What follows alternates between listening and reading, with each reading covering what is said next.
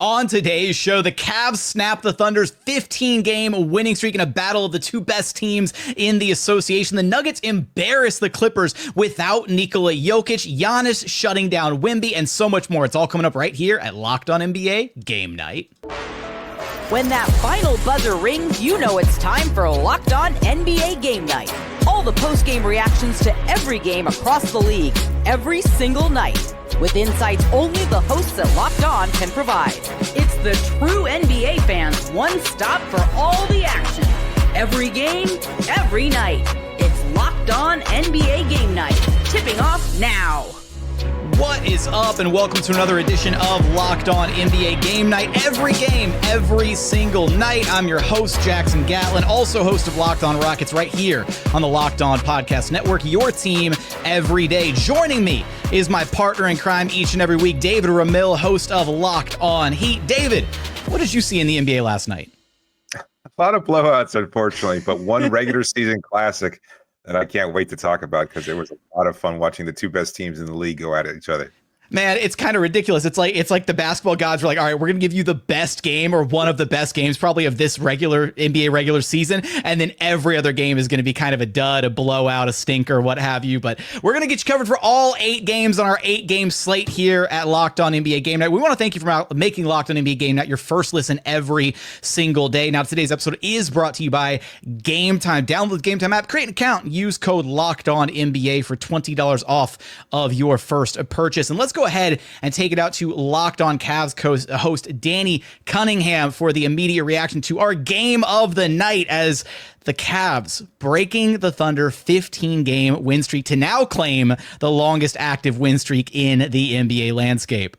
Cunningham here at Rocket Mortgage Fieldhouse after the Cleveland Cavaliers beat the Oklahoma City Thunder 129-122. Let's talk for 94 feet about the 11th straight victory for the Cavaliers. If I would have told you before the game, Donovan Mitchell is going to go 3 of 16 shooting, you probably would have said, well, OKC is going to win by a wide margin. Instead, the big guys dominated for the Cavs. Evan Mobley had a great night. Jarrett Allen had a great night. Those two combined for 46 points. They were the biggest difference in this game. Oklahoma City did not have an answer. Shai Gilgeous-Alexander had 31 points for the Thunder. I thought the Cavs did a pretty good job on him. He needed 27 shots to get there. Cavs forced him into 5 turnovers. I know they gave up 122 points, but I thought they took care of business on that end of the floor. Darius Garland, I thought, also made some really big plays down the stretch. He had a scoop layup that finished this one off with under a minute to go, and that was after Evan Mobley went to the rim against Isaiah Hartenstein and put the Cavs up 5 with just over a minute left. So there were some big-time performances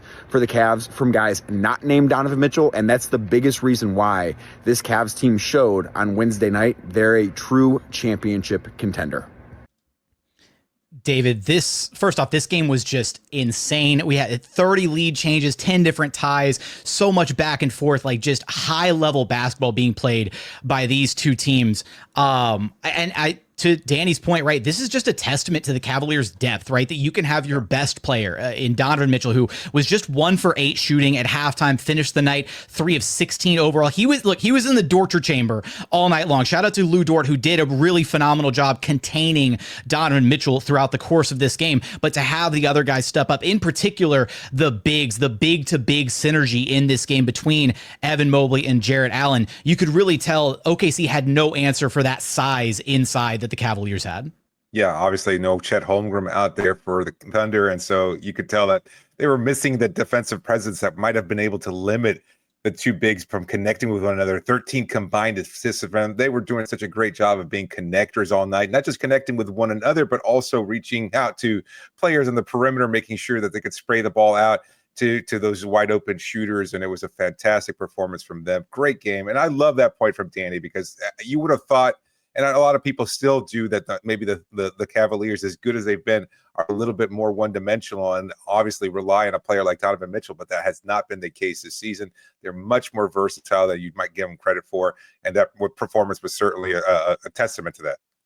Again, just the way that those bigs, right? The way that they were kind of attacking the Thunder defense from the middle of the floor, right? They, guards would get the ball to one of the bigs, whether it was Allen, whether it was Mobley, right there in the middle, and then just figuring out, making those right reads, making those simple little passes, not just to each other, but again, little backdoor cuts, like hitting Dean Wade on a backdoor cut here and there. To me, one of the most ridiculous possessions of this game came with just over 2 minutes to go, David, and the Cavs led 124-122, and they held the ball for almost like a minute straight because it was just offensive rebound after offensive rebound after offensive rebound. And then it led into the challenge call by Kenny Atkinson and the Cavaliers when Donovan Mitchell was whistled for a foul call that wound up being overturned. And then the Cavaliers retained possession even further. And so just like almost, it was about like, I think I counted, it was like 47 seconds or something of just straight possession in a game that was only a one possession game at that point. So if OKC could have simply just closed out a defensive possession strong, you can't help but wonder, like you already mentioned, I cannot wait to see what these two teams look like if we get to see. I actually don't know. Do we get to see a meetup of these two teams again later in the season? I hope they're meeting next week, next Thursday. Oh, okay. Well, I was hoping like later in the season because I desperately want to see these two teams when Chet Holmgren's healthy, and obviously Chet Holmgren won't be available for that next game. So if we get another meetup between these two teams, it would have to be in the finals. In the finals. But my goodness, like you can't help but wonder just how exciting that matchup would be with the potential Twin Towers lineup of the Thunder with Chet and Isaiah Hartenstein to match up with Evan Mobley and Jarrett Allen on the other side. Credit to OKC for making it a competitive game despite being down their second best player in Chet Holmgren, as well as missing Alex Caruso, who's their best perimeter defender. Good point. Yeah, because obviously their defense was a little bit slower. They're the number one defense in the league, and they still gave up over 120 points. 103 is their average, and they had achieved that by the third quarter that Cleveland had. And so they were clearly missing some defensive oomph, but good call out by you and Lou Dort. He did a fantastic job of limiting Mitchell, but man, the Cavs just look fantastic. It's hard to take away anything from the Thunder at this point. They lost the game clearly, but they did give it their all, and they worked out a couple of key personnel. But both teams are just so good. I would love to see both of these teams match up at full strength just to see who might come out on top, especially in a 7-game series. That would be a lot of fun because there's just they seem to figure out a way of countering one another in really good ways. They match up well.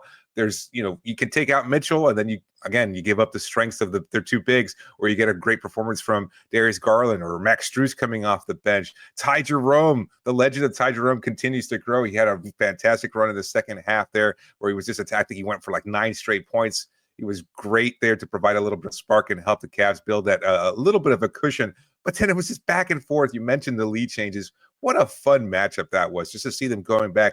I think the largest lead at one point was like 6, and then finally they got over that. I think they had an 8-point lead at some point. But other than that, it was just really competitive, really fun. Two really great teams, and kind of showcases, the small market teams that maybe a lot of people around the, peripheral fans might not be appreciating, but they're really good, really fun to watch. And I hope that they saw a great game and recognize that there are two really great powerhouses in Oklahoma City and Cleveland.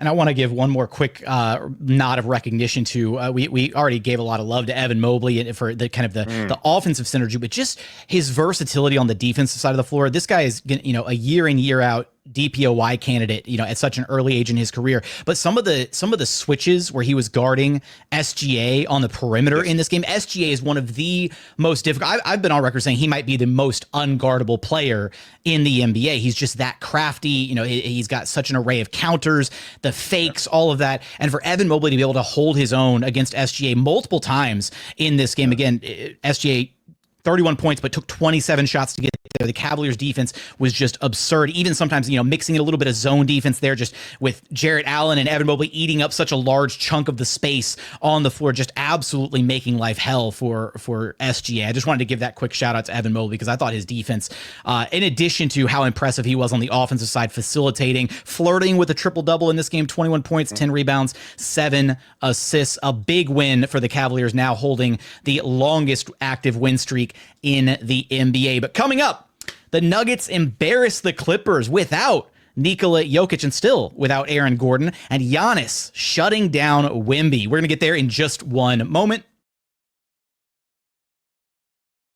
First, today's episode is brought to you by Game Time. Look, going to live events is the best. I love it, whether it's a basketball game, whether it's going to a concert, the theater, comedy club. One of my favorite memories this past year was going to a concert, and I actually bought the tickets on Game Time. The energy, the excitement, it was truly unforgettable. And now Game Time's made it even easier to get tickets for your favorite events with their new feature, Game Time Picks. The feature filters out the fluff to only show you incredible deals on great seats, so you don't have to waste time searching through thousands of different tickets. Recently, I was looking for some tickets to a Rockets game. I'm down here in Houston. I wanted to take some friends to a Rockets game, and I was using the Game Time app, and with Game Time Picks, I found amazing deals and could even see the view from my seat before buying. The super deal was actually really impressive, offering great seats at unbeatable prices. Plus, the app's all-in pricing shows the total cost up front with no surprise fees at checkout. They're fully transparent. So take the guesswork out of buying your tickets with Game Time. Download the Game Time app, create an account, and use code LOCKEDONNBA for $20 off of your first purchase. Terms apply. Again, create an account, redeem code LOCKEDONNBA. That's LOCKEDONNBA for $20 off. Download Game Time today. What time is it? It's game time. Today's episode is also brought to you by Rocket RX. Look, if you're ready to boost your confidence and take control in the bedroom, Rocket RX has the solution. Imagine feeling more prepared and performing at your best. Rocket RX makes it simple and stress-free. Rocket RX offers FDA-approved treatments for erectile dysfunction at a lower cost than branded alternatives. No more uncomfortable doctor visits or pharmacy trips. Everything is delivered straight to your door in discreet, plain packaging. With Rocket RX, you'll get trusted care from a real U.S. clinical team. Complete a quick 100% online consultation, and you could get your free prescription today. Visit rocketrx.com to get started now. It only takes 2 minutes. Right now, our listeners can get 40% off your first order when you use code LOCKEDONNBA. That's rocketrx.com, code LOCKEDONNBA for 40% off your first order. Terms and conditions apply. Rocket RX, better sex made simple. And continuing on here at Locked On NBA Game Night, where we have a show for your favorite team. Maybe it's Locked On Heat with David Ramil. Maybe it's Locked On Rockets with me, Jackson Gatlin. Go find the show for your favorite basketball team. We've got a daily show covering every team across the association. Let's get to our next game of the night, David, as the Nuggets embarrassing the Clippers with no Nikola Jokić. Let's throw it out to Locked On Nuggets.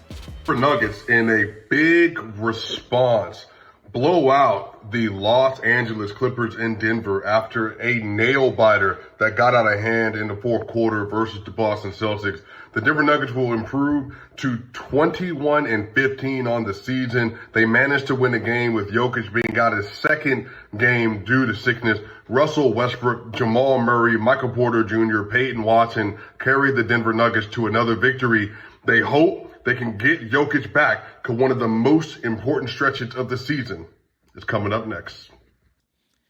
I've got a crazy stat for you, David. Are you ready for this? Let's hear it. The Nuggets are now 8-0 on the second night of back-to-backs this season. They are just something else on the second night of back-to-back. They're unbeaten, or unbeatable, I should say. Can't even speak about it. That's how ridiculous it is. Look, this was a really encouraging performance from Denver. Just the energy was, evident right out of the gate. I very much felt like the Nuggets outclassed the Clippers just from the jump. I mean, they led in the first quarter 33-19. It's the fewest points that Denver has allowed in a first quarter all season long. And the energy, kind of the spark that starting lineup had when you had Russell Westbrook out there, Christian Brown out there, they were playing fast. They were getting after it defensively.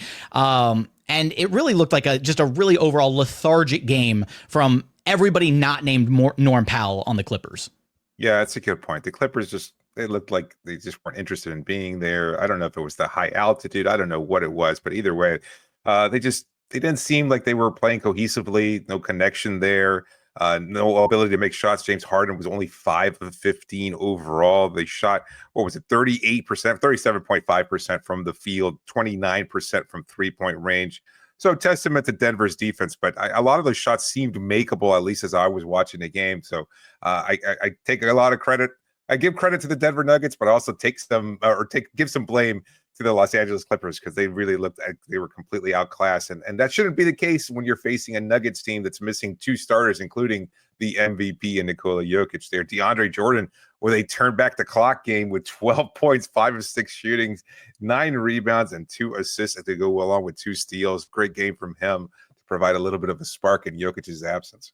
A couple ex-Clippers, right, going off. Russell Westbrook maybe getting some, getting some catharsis from this game, going off against his former team. 19 points, 6 rebounds, 8 assists. He had a really strong performance. Jamal Murray was on fire in this game. 21 points, 7 of 13 overall, 4 of 6 from downtown. He was so hot from three, David, that he almost pulled out the blue arrow celebration. Nuggets fans were going crazy. Jamal Murray's buried that celebration for years, hasn't unveiled it in a minute, and he like teased the crowd. He started to do it, and then he like just walked off to the bench. So he got everybody so excited for it. Like, it was kind of, it's one of those weird like flip the script kind of games, because the Clippers have been one of the best defenses in the NBA so far this season, and the Nuggets have struggled on the defensive side of the ball so far this season. And yet that was the inverse in this game, where it felt like the Clippers couldn't get any stops throughout this game, and the Nuggets defense was fully locked in, holding the Clippers to, again, 103 points.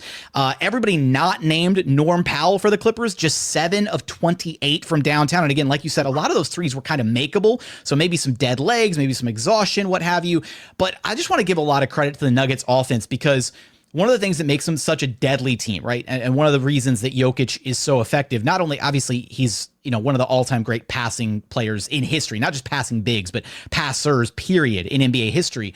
But that's a two-way street. Where you have to have guys who understand how to move without the basketball, how to cut, how to play off ball in order to capitalize on having a gifted passer. And you saw that on display in this game. Assists racking up, Russ with 8, Jamal Murray with 9, even, a couple of, DeAndre Jordan had like a couple dimes on little like backdoor cuts from MPJ and stuff. And that's just a testament to what the Nuggets have built, where, Jokić is out of the lineup, but they're still adhering to their principles. They're still cutting. They're still moving without the basketball. And there were so many simple actions that the Clippers just felt like they were defending really lazily, right? Getting beat, letting their man get behind them and get these easy open line drives to the rim where you just loft the ball over the top of the defense. It was kind of ridiculous. Yeah, great point, though. I mean, 29 assists total on 49 made field goals, but a lot of that just seemed systemic, that kind of, it's just woven into the fabric of who the Nuggets are, even without Jokić there. And you could see that it was totally on display there. And then their ability to capitalize on a lot of those three-pointers when they came up. They shot 49% from three-point range and 55% overall from the field. So not a good game from the Clippers, but the Nuggets certainly seemed like they knew how to capitalize. I wonder what this team becomes this season. Like, everybody's kind of writing their eulogy already, but I still believe in that team, especially when they have Jokić playing at such a high level. He's been phenomenal, obviously. And if they have this kind of strength and this kind of depth without him, I still view them as contenders in my mind. But maybe, I don't know. It's hard to envision exactly what this team is going to be like, or whether or not they might be one trade away. And who knows? Maybe they'll make a move at some point this season. Certainly have been linked to a few names out there, but they certainly showed off a lot of their strengths today while kind of capitalizing on the Clippers' lethargy. Zach LaVine, soon to come, Denver. Get ready. No, I can't. we debated that one already. All right, let's get to our next game of the night.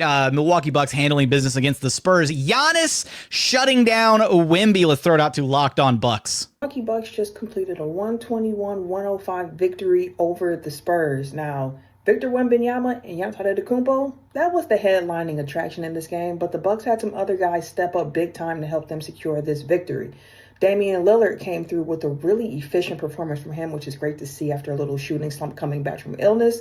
You also had A.J. Green going crazy in the first half with 4 threes, and Gary Trent Jr. being perfect from the field, getting 11 of those points in the fourth quarter for the Bucks to help secure the game. A real team win for this Milwaukee Bucks team, and they needed it. They've been slumping since coming out of Vegas for the NBA Cup game, so it's good to see them get a win. And look, Camille's right. It was the headlining attraction. And we're going to talk about the headlining attractions here just for a minute, David, because Wemby was completely nullified by Giannis in this game. Only 10 shot attempts. And look, he settled a lot. Look, I understand the three ball is part of Wemby's game. He takes a bunch of them. He's, more career made threes or whatever than, at this stage in his career than Steph, Harden, whatever, all that list. The graphic that was floating around the other day, right? The crazy, numbers graphic. Yeah. But to only have 10 attempts as the team's best player, as this generational talent, he had less shot attempts than Devin Vassell, than Stephon Castle, than Julian Champagnie off the bench, Keldon Johnson. Like, that just can't happen, right? You can't let your best player be so easily taken out of a game like this. Well, I mean, that's the weakness, right? Obviously, the size is always going to be a strength of his, but there's still strength to put on. There's still muscle to put on. And he just can't bully his way to the rim as easily as, say, a Giannis Antetokounmpo. And when you're kind of as physical as Giannis is and allowed to use some of that physicality, it's a lot easier to keep him away. But you have to give credit to the rest of the Bucks defenders as well, because I think they were kind of limiting those looks from the perimeter so that they couldn't just feed him when he did try to post up on those few opportunities. But you're absolutely right, though. There was a lot of settling in Wembanyama's game today. It was not the performance that a lot of people expected on such a national stage going up against Giannis. I thought they would probably match up a lot more evenly and that he'd be able to use his size a little bit more effectively. That was not the case. Even when he was down low, he just wasn't much of a factor. Only 10 field goal attempts, as you said. It was a disappointing performance from him, but he's still young. He's still going to show some warts in his game, but he's still learning and he's still a hell of a player so far. There's also clearly a desperate need in San Antonio for kind of a true number 2 option next to Wemby to kind of alleviate some of that pressure. Obviously, Chris Paul, Harrison Barnes, the vets were brought in to kind of help steer the ship and teach these young guys how to start winning basketball games. But Devin Vassell kind of having a regressing kind of year, and in this game in particular, 4 of 17 shooting, a couple turnovers, just a really rough overall night for him. Going back on the Bucks side of things, though, as well, this is the first time all season that Giannis, Brook Lopez, and Damian Lillard have all scored 20 plus in a game. So when you got the Bucks big three playing that well all together, they're going to be a very, very difficult team to beat. Coming up, we want to get to our final games of the night. We got 5 more games of this 8-game slate. The Pacers and Pistons are rolling, and the 76ers barely avoided a fourth quarter collapse. We're going to get there in just one moment.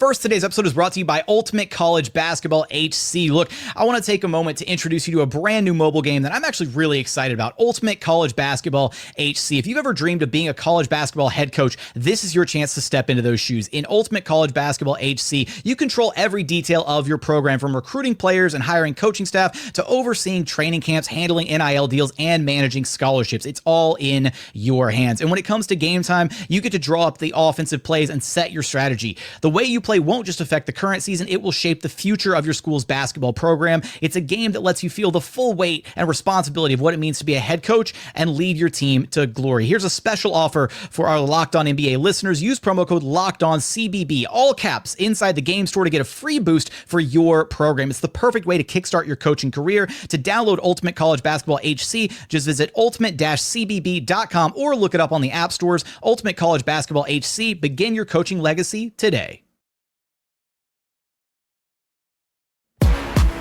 And final segment here at Locked On NBA Game Night. We appreciate you making Locked On NBA Game Night your first listen each and every day. Let's get to our final 5 games here on the slate, David, where we are going to go with our triple threat rundown, where we shoot, we drive, or we pass as we present each one of these games. So shoot, you've got a take to share. Drive, you've got a question you want to ask about the game, or pass, we just move on to the next one. So let's start with our first game of the night, Pacers and Bulls. Let's throw it out to Locked On Pacers host Tony East. 129, Bulls 113. The final score is the Pacers win their 4th in a row. Tony East here of Locked On Pacers here in Gaybridge Fieldhouse in front of the sign promoting the 2025 All-Star Game. Pacers hosted last year. They'll hope that guy, Pascal Siakam, can go this year. He had 26 tonight. He was very good. Bulls had very few answers for him from a size or intensity perspective. That guy, Tyrese Halliburton, was great in the second half on his way to another double-double with 13 assists and only 1 turnover. Those two, when they play well like that, Pacers are tough to beat against any opponent, nonetheless one that they should beat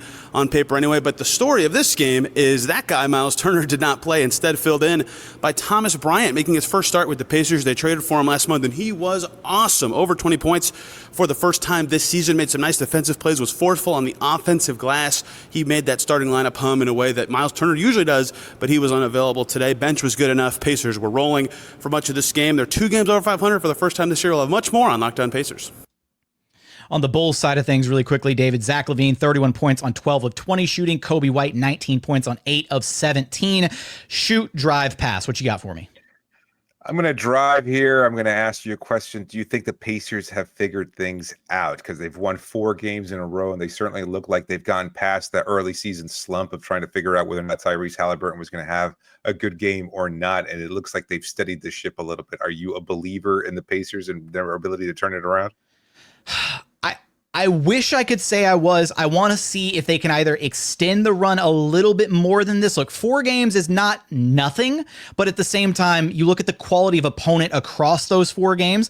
I'm going to take a little bit of a stab here. Miami Heat, and then the Phoenix Suns, the Nets, the Bulls. This isn't the staunchest competition that they've been winning these games against. Now, at the same time, you do look at the point totals. They've gone well over 100 points in each of these 4 wins. 128 against the Heat, 126 against the Suns, 113 against the Nets, and then this game against the Bulls posting 129. So it does look like the offense is starting to hum a little bit, but I need to see it a little bit more before I'm ready to say, okay, the Pacers have resolved their woes. They got it figured out. Even in this game, right? Tyrese Halliburton, yes, he's looking a little bit more like himself, 16 points, 13 assists. But the weirdest thing earlier this season was Tyrese Halliburton, like, low shot volume, not making the shots that he needs to make. Even in this game, only 3-point attempts, right? I still think the best version of Tyrese Halliburton is when he is a little bit more aggressive than this. Maybe he didn't feel the need to be because he had other guys going and he was just wheeling and dealing and he was, being a pass first point guard, but need to see it a little bit more before I subscribe to the notion that the Pacers are quote unquote back at this point.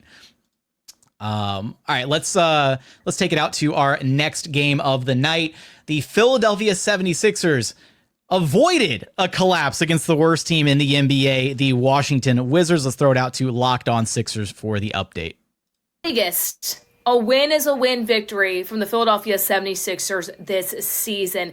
They improved to 15-20, but the 76ers almost dropping to the worst team in the Eastern Conference in the Washington Wizards. Philadelphia does come out on top 109-103. I understand the 76ers did not have Joel Embiid, they didn't have Paul George, they didn't have Andre Drummond, and they did not have Kyle Lowry. But guess what? The Wizards didn't have Jordan Poole, who has been leading them in scoring so far on this season. So what does that tell you? That the 76ers in the fourth quarter almost once again completely collapsed. There was 23 seconds left to go, and the Wizards were outscoring Philadelphia 29-15 in the fourth quarter, people. It was almost a crazy collapse. Gershon Yabusele having a huge block at the end. Eric Gordon, kind of a flash from the past there against the Washington Wizards for the Philadelphia 76ers. But boy, oh boy, the shot selection from Tyrese Maxey, a lot of other things just not working out for this team. Burying the lead a little bit there. Tyrese Maxey with the go-ahead bucket with just under 30 seconds left to give the Sixers the 105-103 lead that they were able to hold on to in order to get the win in this game. On the other side for the Wizards, off the bench, Corey Kispert, after struggling for so much of the season, he went off against the Rockets. Another 20-plus point game here for the Wizards, 23 on 8 of 14 shooting. Jared Butler with 26 on 11 of 19 shooting for Washington. What you got for me, David? Shoot, drive, pass. I'm passing on this one. There's not really much to say. The Sixers, despite being underhanded or shorthanded, they were not underhanded. They were shorthanded, and they were still able to pull off a victory as expected against a poor Wizards team. So there's not really much to delve into here. All right, let's take it out to our next game. Knicks get the win against the Raptors. Let's throw it out to Locked On Knicks for more. Coming in with a season-high 3-game losing streak, including one of their worst losses of the season on Monday to the Orlando Magic. The New York Knicks needed something to go right. And it turns out Toronto offered the medicine that the Knicks needed to take in this one to get better. 112-98 win over the Raptors at home for the Knicks. And lots of guys returning to form. But of course, the biggest guy to come back and completely changed things for the Knicks was Karl Anthony Towns. 27 points, 9 of 14 from the field, 3 of 3 from 3, spacing the floor, giving the offense what it needed to, ultimately come through and get a big win in this one. He did all that also in 34 minutes. A lot of guys got a relative rest in this game with about 3 or 4 minutes of garbage time, a real luxury with this team lately. OG Anunoby also with 27 points against his former team. And Josh Hart flirts with a triple-double again, 21 points, 11 boards, 7 assists, even with Jalen Brunson and Mikal Bridges only combining to score 23 points. So big win for the Knicks. Hopefully something to build on going into their rematch with Oklahoma City on Friday.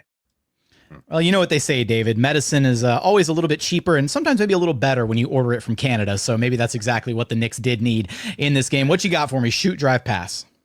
Oh, I guess I'll shoot on this one. It's good that they came back after a losing streak there and they were able to get a win against a bad Raptors team, but they're going to face a motivated Oklahoma City team, they have no chance of beating them up ahead. So I don't know if that's much of a take, but despite the strong performances, unless Mikal Bridges has a tremendous bounce back in, because he really struggled from the floor tonight, just 4 of 18 overall.